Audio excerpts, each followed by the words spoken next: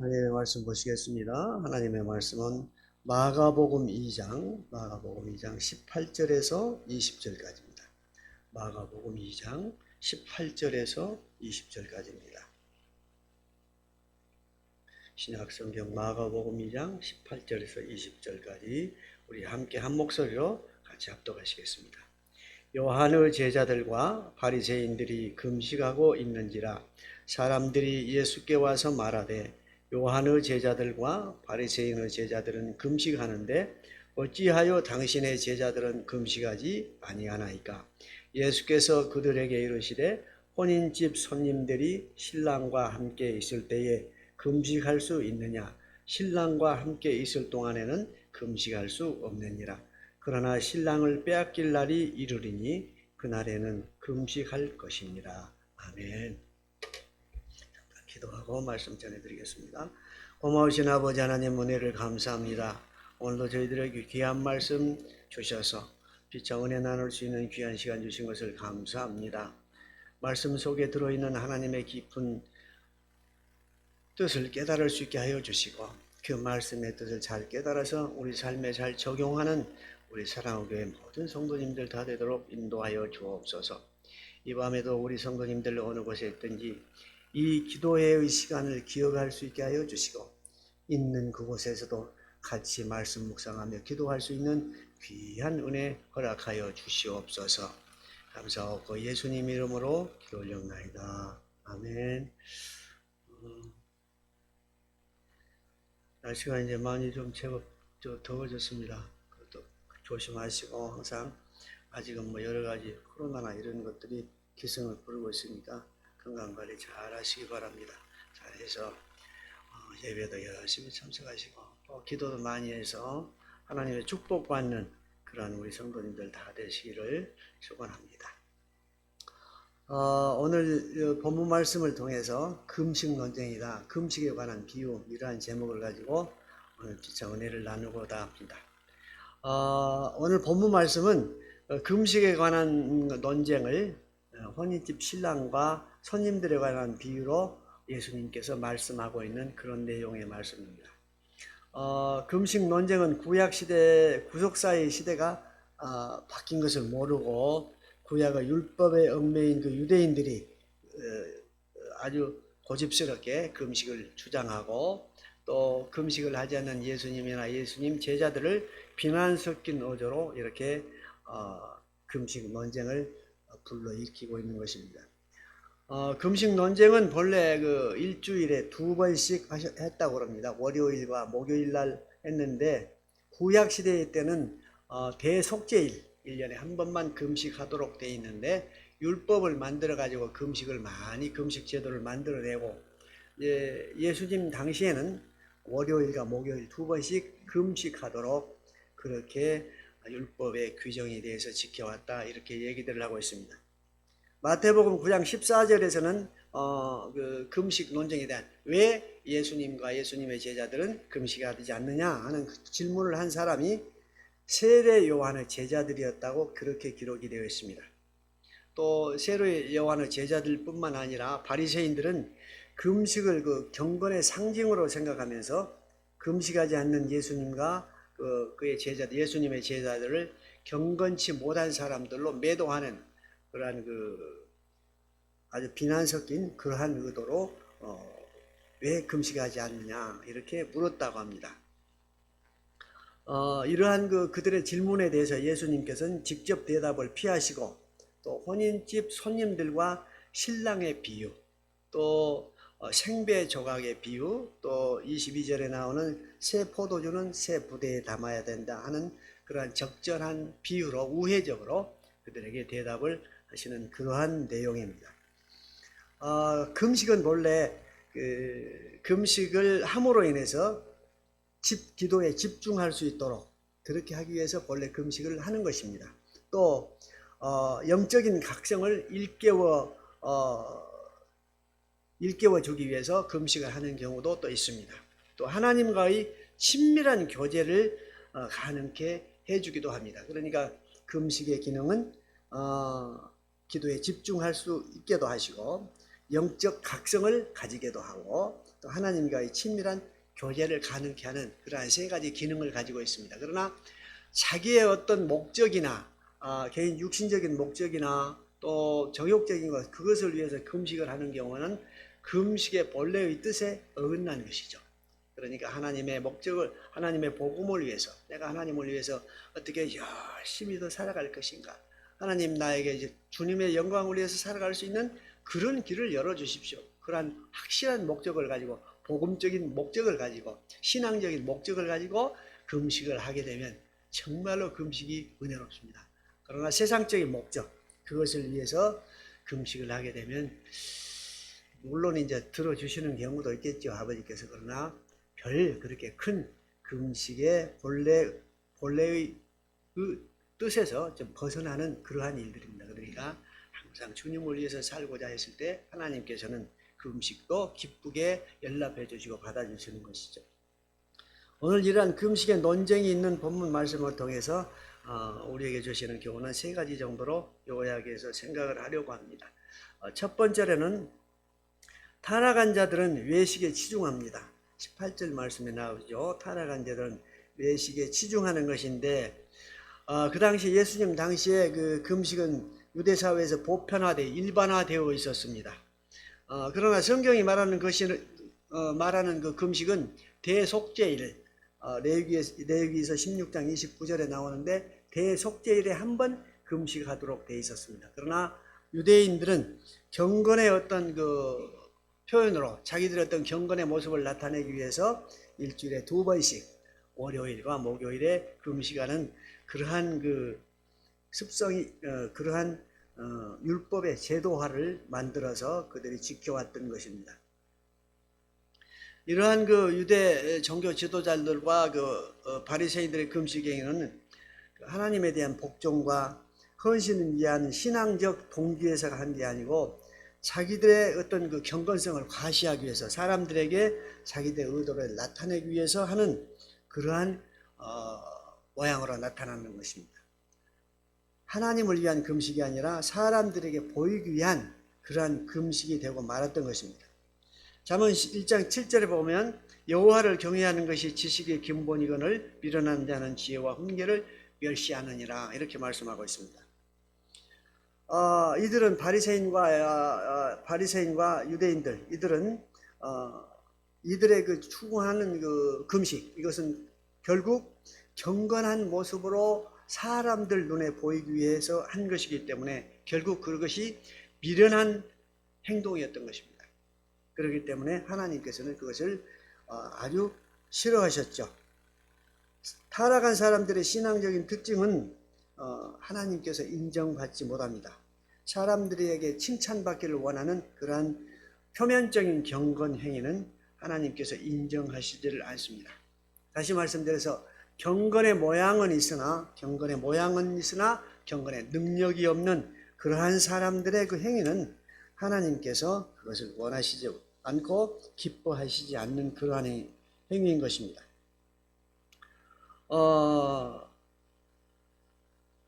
이러한 자들을 외식하는 자들이라 이렇게 말할 수 있는데, 외식하는 자들은 이미 그 상을 받은 것이다, 이렇게 예수님께도 말씀하십니다. 그러니까 항상 우리는 어떤 일을 하든지 간에 내면적으로 네 오른손이 하는 것을 왼손이 모르게 하라고 하신 예수님의 가르침을 따라서 항상 내면에서 나오는 진정한 마음, 내면에서 우러나오는 하나님을 향한 자발적인 그 마음, 그 마음을 가지고 순수한 마음으로 모든 우리가 기도와 경건 생활을 했을 때 하나님께서 기쁘게 받으시고 올바른 성도라 인정해 주신다 하는 것입니다. 두 번째로 우리가 생각할 것은 예수님은 기쁨의 근원이 되십니다. 금식에 관한 질문을 받으신 예수님은 혼인집에 온 손님들은 신랑과 함께 있는 동안에는 금식할 수 없다, 이렇게 답변을 하십니다. 여기에서 신랑은 예수님을, 또 손님들은 예수님의 제자들과 예수님을 믿고 따르는 자들을 가리킨다고 그렇게 말씀들을 하십니다. 또 성경에서 천국은 종종 혼인집으로 비유가 되기도 합니다. 또한 그 성도와 예수님과의 관계는 자주 신랑과 신부의 관계로 그렇게 비유되기도 합니다. 예수님은 우리의 신랑이시고 우리는 예수님을 따르는 우리는 예수님의 신부잖아요. 그러니까 신랑과 신부의 비유해서 말씀을 하시기도 합니다. 예수님 당시의 이스라엘에서 혼인을 가장 기쁜 일 중 하나였습니다. 보편적으로 유대인들은 그 혼인을 했을 때 한 일주일 정도 그런 정도는 잔치를 베푼다고 합니다. 상당히 오랜 기간 동안 잔치를 베풀죠. 이 기간 동안에는 금식과 같은 금식을 해야 되는 의무, 월요일과 목요일 날 금식을 해야 된다고 그랬잖아요. 그러한 의무를 면제받는 그러한 기간이기도 합니다. 그러니까 축제의 기간이죠. 혼인잔치에서 주인공은 신랑이죠. 이 신랑은 우리가 믿음으로 봤을 때 예수님을 상징하는 것입니다. 또 예수님은 우리의 신랑일 뿐만 아니라 우리의 구원자로 이 땅에 오셨죠. 하나님께서 그 아들을 이 땅에 보내신 목적이 예수님을 믿는 자는 누구마다 멸망치 않고 영생을 얻도록 하기 위해서 예수님을 보내셨습니다. 우리의 신랑 되신 예수님을 이 땅에 보내셨습니다. 예수님을 믿는 사람들은 죄의 속박에서 벗어납니다. 그리고 진정한 자유함이 있습니다. 하나님의 자녀가 되는 것입니다. 예수님을 믿는 그것이 곧 진정한 자유함을 얻는 것이고 하나님의 자녀가 되는 것이고 그것이 곧 영생을 얻는 길이 되는 것입니다. 예수님이 함께 있는 동안에는 금식하며 슬퍼해야 할 이유가 없었습니다. 왜냐하면 예수님은 우리의 기쁨의 근원이 되십니다. 또 예수님은 우리의 소망이 되십니다. 그렇기 때문에 예수님과 함께 있는 동안에는 금식해야 할 이유가 없었습니다. 예수님을 만나게 되면 이제 행복이 시작이 됩니다. 행복이 시작이 되는데 예수님을 믿고 영접받다고 해서 행복이 시작된다고 해서 세상적인 어려움이 없는 것은 아니에요. 세상적인 어려움이 닥치고 환난도 닥치기는 하지만은 그 예수님으로 인해서 물론 세상적인 어려움과 환난은 믿지 않는 사람이나 믿는 사람이나 똑같이 다 당할 수 있습니다. 그러나 믿는 사람의 차이는 그 예수님께서 주시는 힘과 능력으로 그 어려움과 환난을 능히 이길 수 있다 하는 것입니다. 왜냐하면 예수님을 믿는 자에게는 세상을 살아가는 지혜도 우리에게 주시지만은 또한 영적인 지혜도 주셔서 환난과 어려움 뒤에 예비된 그 축복을 바라볼 수 있는 영의 눈을 열어주시기 때문에 그래서 예수님을 구주로 믿고 영접한 자들은 행복한 것입니다. 그때부터 행복이 시작되는 것입니다. 이것을 우리가 주님을 믿고 나아가다 보면 망각할 때가 있어요. 정말로 어렵고 다급한 사정이 왔을 때는 정말로 그것을 망각하는 경우가 많이 있습니다. 그러나 진정으로 그 가운데서도 진정으로 주님께 주시는 음성이 있고 주님께서 주시는 평안이 있습니다. 왜? 우리에게는 주님께서 열어주신 영안이 있잖아요. 미래를 바라보는 그런 영적 시각이 있잖아요. 무엇을 통해서? 말씀에 근거해서 미래를 바라보는 영적 시각을 우리에게 열어주셨기 때문에 우리는 어려움 속에서도 평안을 찾을 수 있고 어려움 속에도 기뻐할 수 있고 어려움 속에도 미래의 축복을 바라볼 수 있는 사람들이 된 것입니다. 그래서 예수님을 영접하고 믿는 사람들은 행복한 사람들인 것입니다. 요한복음 15장 11절 말씀에 보면 내가 이것을 너희에게 이르면 내 기쁨이 너희 안에 있어 너희 기쁨을 충만하게 하려 함이라 이렇게 말씀하고 있습니다. 내 기쁨이 너희 안에 있어 너희 기쁨을 충만하게 하렵니다. 예수님께서 기뻐하시는 그 기쁨을 우리에게 주셔서 우리가 가지는 그 기쁨은 곧 예수님께서 주신 것이다. 은혜로 주신 것이다 하는 것입니다. 그렇기 때문에 우리는 늘 기뻐하면서 살아갈 수 있는 것입니다. 세 번째로 우리가 생각할 수 있는 점은 진정한 사랑은 희생이 따릅니다. 진정한 사랑은 희생이 따릅니다. 20절에서는 예수님께서 신랑을 빼앗길 날에 대하여 말씀하고 계십니다. 이것은 주님께서 당신의 십자가 순환을 암시하고 있는 그러한 말씀입니다. 주님은 십자가를 지시기 위해 이 땅에 오셨습니다.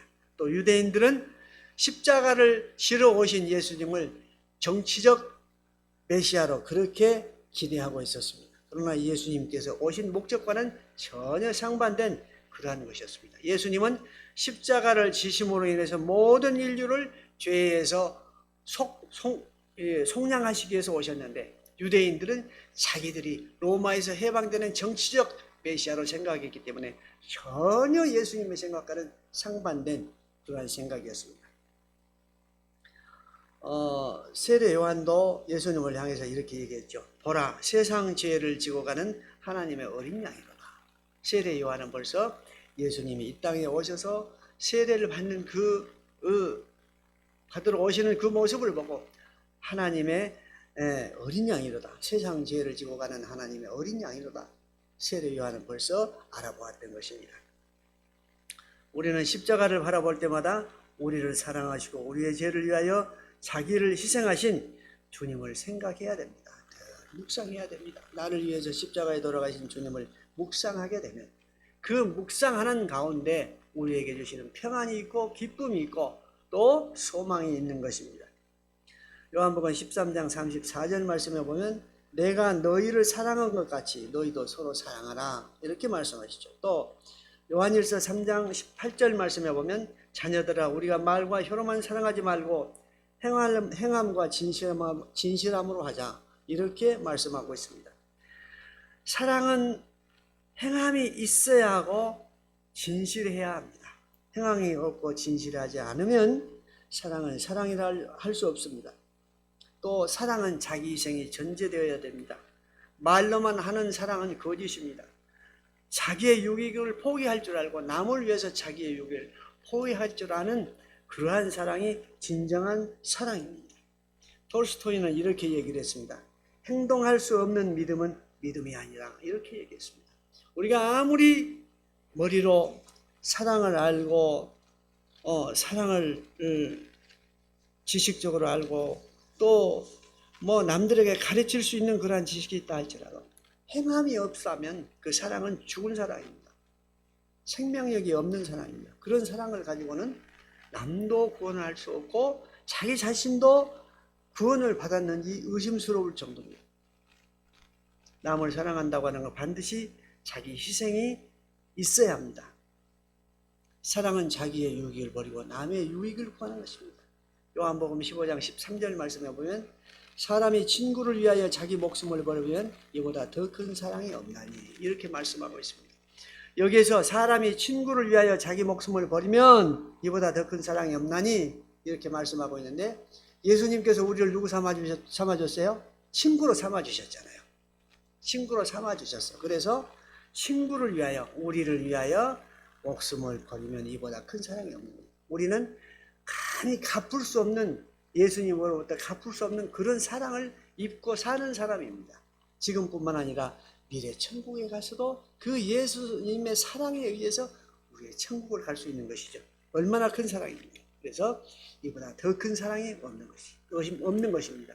친구인 우리를 목숨을 버려서 우리를 사랑해 주신 그 예수님이 사랑이 있기에 오늘 우리가 믿는 하나님의 백성으로서 살아갈 수 있고 세상을 살아가면서도 때로는 실패와 좌절과 어려움을 당할지라도 그때마다 예수님을 바라보면서 십자가를 바라보면서 위로를 받고 새 힘을 얻고 또 다시 오뚜기처럼 일어서서 우리가 신앙의 길을 걸어가는 것입니다. 우리는 하나님의 무조건적인 은혜로 예수님을 믿게 되었습니다. 우리의 어떤 공로나 또 우리의 어떤 보상이 있어서 그런 게 아니고 하나님께서 무조건적인 은혜를 베풀어 주심으로 인해서 예수님을 믿게 되었고 또한 구원을 얻게 되었습니다. 이것은 행복한 삶의 모든 조건을 다 우리에게 갖춰 주었다고 하는 것입니다. 진정으로 행복한 사람은 주어진 행복을 누릴 줄 아는 사람입니다. 예수님께서는 행복의 조건을 다 갖춰줬는데 그 행복의 조건을 갖춰줬는데도 행복한 삶을 살지 못한다고 하면 정말로 믿음을 점검해 봐야 됩니다. 때로는 인간에게 육신적인 필요나 여러 가지 때문에 근심할 수 있고 또 염려할 수 있지만은 그러나 예수님을 돌아가면 예수님께서 그 해결책을 우리에게 보여주시잖아요. 지금은 아닐지라도 어느 정도 시간이 흐른 다음에 반드시 그 문제가 해결되는 그러한 아주 행복한 상태를 우리에게 만들어 주시고 그러한 행복의 조건들을 우리에게 제공해 주시는 것입니다. 주님의 사랑을 실천함으로 주님의 예비하신 복과 은혜를 다 받아 누리는 복된 우리 사랑하는 교회 성도님들이 다 되시길 바랍니다. 예수님을 향해서, 예수님의 제자들을 향해서 금식한다고 하는 비난 섞인 말을 하는 그런 자들이 아니고, 정말로 그 예수님과 제자들을 향해서 예수님이 함께 있는 그동안에는 모든 금식을 끊고 예수님과 같이 행복을 누리다가 예수님이 이제 십자가에 못 박혀 돌아가시는 그것을 바라보면서 그날이 오게 되면 그때가 우리가 금식할 때인 것입니다. 금식해야 할 때 금식하고 또 먹을 때 먹고, 이름으로 인해서 주님께서 우리에게 다 여건을 만들어 주신 행복한 그 조건들을 누리면서 살아갈 수 있는 복된 우리 사랑교회 모든 성도님들이 다 되시기를 주님의 이름으로 축원합니다. 기도하고 마치겠습니다. 고마우신 아버지 하나님, 은혜를 감사합니다. 오늘도 귀한 말씀 주셔서 피차 은혜 나눌 수 있게 하여 주시니 감사합니다. 아버지 하나님, 귀한 말씀 생각하면서 항상 우리가 사랑을 실천하는 자가 되게 하여 주시고, 주님께서 우리에게 다 만들어 주신, 예비해 두신 행복의 조건들을 누리며 살아갈 수 있게 하여 주시고, 그러한 행복한 삶을 많은 사람들에게 보여줄 수 있게 하여 주시고, 그러한 삶이 또한 살아계신 하나님에 대한 간증이 될 수 있도록 역사하여 주시옵소서. 감사하고 예수님 이름으로 기도 올리옵나이다.